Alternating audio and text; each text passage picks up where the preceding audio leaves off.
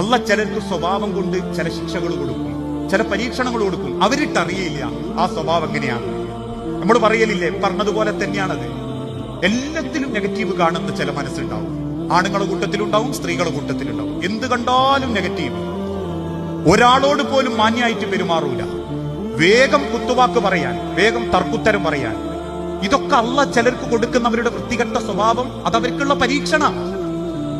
ഏത് നല്ല കാര്യത്തിന്റെയും അടിയിൽ വന്നിട്ട് തോന്നിയാസേരിക്കുന്നവരെ കാണില്ല നിങ്ങള്. അതല്ല അവർക്ക് കൊടുക്കുന്ന ഒരു പരീക്ഷണ. അതുകൊണ്ട് തന്നെ നമ്മുടെ ജീവിതത്തിൽ പടച്ചോൻ തന്ന ആദ്യത്തെ ഘട്ടം, നമ്മളെ മാതാപിതാക്കൾക്ക് മക്കളെന്നൊരു കാലഘട്ടം. ആ മക്കൾ എന്ന കാലഘട്ടത്തിൽ ഏറ്റവും നല്ല സ്വഭാവത്തോടുകൂടി തന്റെ മാതാപിതാക്കളെ പരിഗണിക്കാൻ പറ്റിയിട്ടുണ്ടോ എന്ന് നമ്മൾ ചിന്തിക്കണം. അവിടെയാണ് നമ്മുടെ ഏറ്റവും നല്ല ക്വാളിറ്റിയും സ്വഭാവവും. ആ സമാധാനത്തിലാണ് നമ്മളെ കയ്യിൽ നിന്ന് വാപ്പയുമ്മയും തിരിച്ചു പോകുന്നതെങ്കിൽ ദുനിയാവിൽ ഒരിക്കലും നമ്മൾ പരാജയപ്പെടില്ല.